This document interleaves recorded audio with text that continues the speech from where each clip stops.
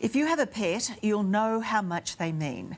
So when Greg found out his pink galah had been run over by one of his staff members, he took action.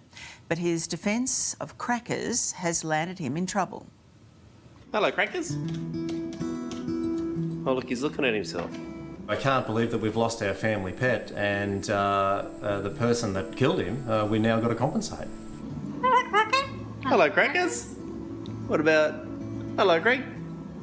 Greg Dunshay so loved Crackers that he sacked the employee who ran over his pet galah. I can't get another pink galah with a unique personality like Crackers. He has the opportunity to move on. The bird doesn't have that opportunity anymore. 24-year-old Blake O'Keefe is the one who killed Crackers. He's moved on to another job, but not before launching an unfair dismissal claim against Greg, who employed him casually to work on his property and help with his fencing business.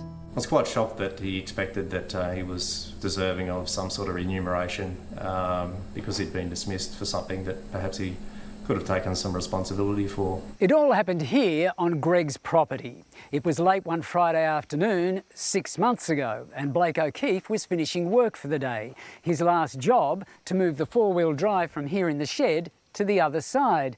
Now, in court documents, Blake says before he did that, he noticed that Crackers was walking around out here on the drive. So he says he attempted to move the galah. Now, the whole process was recorded on security cameras, one mounted here on Greg's house, the other up here on the wall of the shed. Yeah, I've checked the CCTV camera footage and I've seen the whole event. Greg says it was the security cam vision which convinced him to seek justice for Crackers and sack Blake. He certainly was aware of all actions and events preceding the death of the bird, yeah. And he hadn't explained that to you? No, didn't explain that to me, didn't divulge that to me. At this point, we have to explain that Crackers can't fly. He was rescued by Greg's daughter Courtney, who found him on the road dodging cars. We wrapped him in a little towel and put him in the boot. You brought him home? Yeah.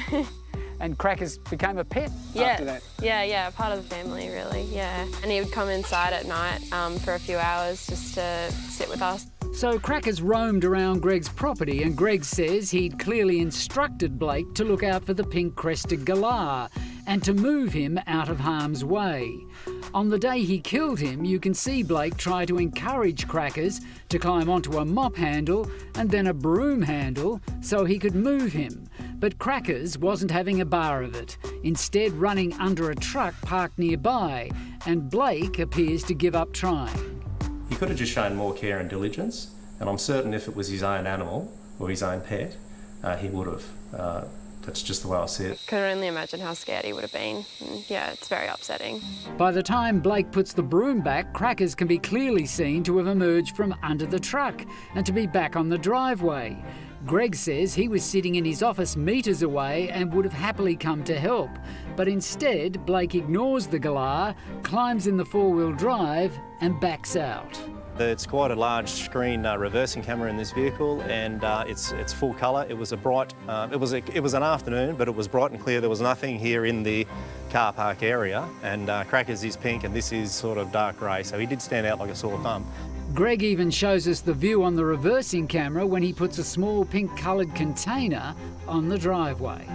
He says he didn't see the bird in the camera or the reversing mirrors and ran straight over him.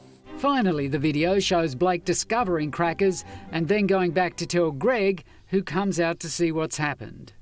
I was stunned and upset. I guess that, you know, to a degree there was anger involved there too, but he could have just shown more care and diligence. G'day, Chris Allen from A Current Affair. I was looking for Blake O'Keefe. When we knocked on Blake's door, it was made clear he had nothing to say. Just wanted to see if you'd like to say anything.